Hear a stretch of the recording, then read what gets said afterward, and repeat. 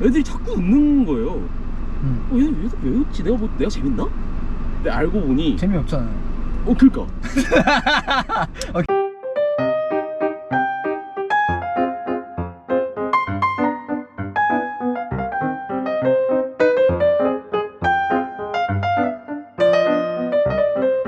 느낀 순간이 있어요?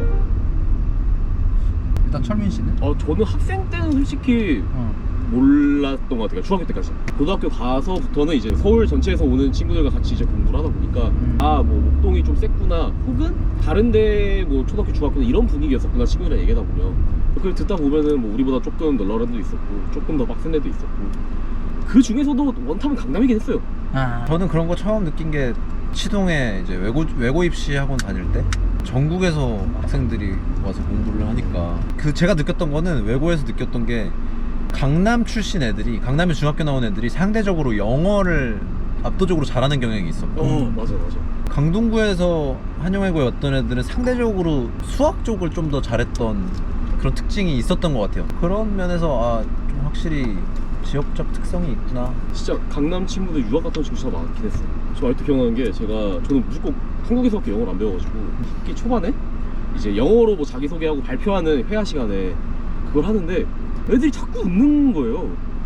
왜 웃지? 내가 재밌나? 근데 알고 보니 재미없잖아요. 그니까.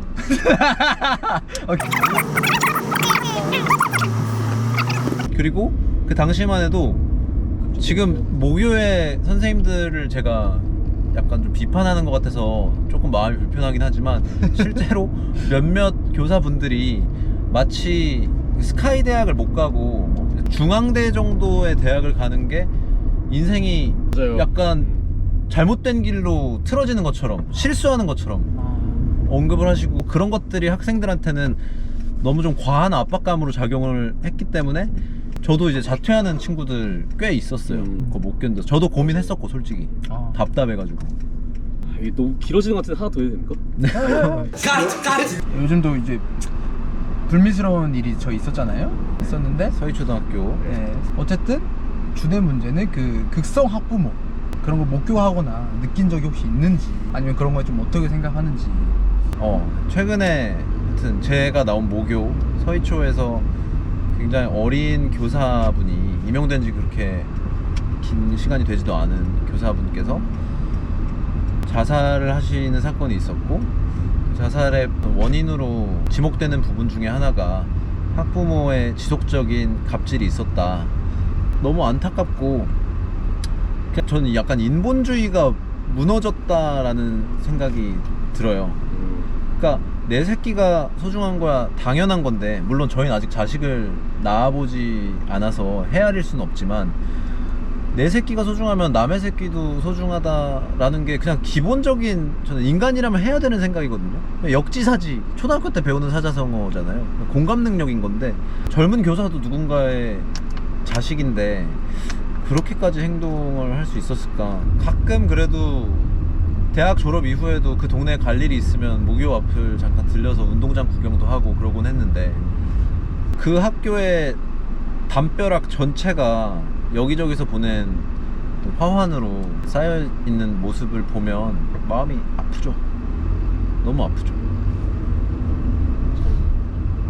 극성학부모를 우리가 이야기할 때는 교권이랑 연관을 안 지을 수가 없잖아요. 근데 저희 때만 해도 체벌이 금지되기 전이어서 실내화 신고 축구하다가 걸려서 맞고, 점심시간에 무단회출했다가 맞고, 교과서 없으면 맞고, 준비물 없으면 맞고, 숙제 안 했으면 맞고, 이거 되게 다반사였는데, 그 당시만 해도 막 엉덩이에 매 자국 있고 이런 거를 엄마 아빠 봐도 엄마 아빠한테 한 번도 혼날 뿐, 뭘 잘못했길래 이렇게 그걸 가지고 학교에 가서 따지거나 이런 분위기는 아니었지만, 그때도 근데 저는 좀 과하다고 느꼈던 건 뭐냐면은, 학부모들끼리 너무 이 연대감이 강해가지고 애들 사이에 안 좋은 소문이 학부모들 사이에서 더 빠르게 퍼지고, 맞아요.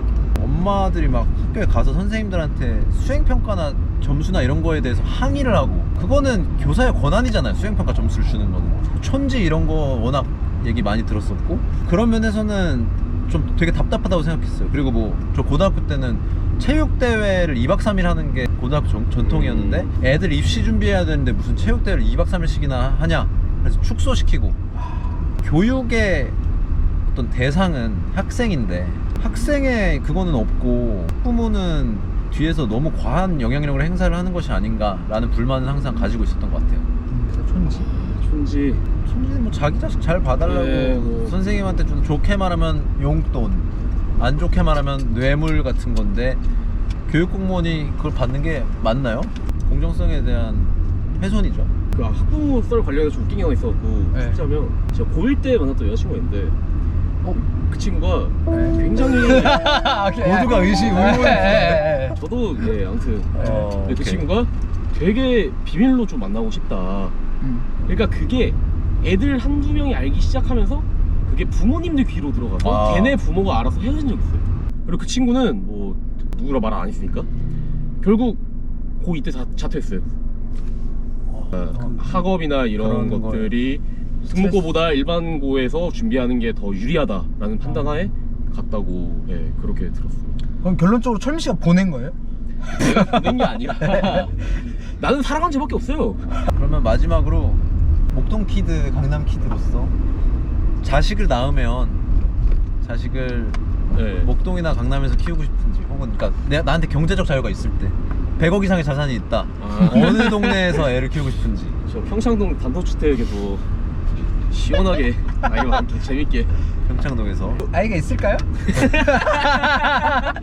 생식 능력을 의심하시는. 그게 아니라 이제 사랑 좋습니다. 네. 좋다고요?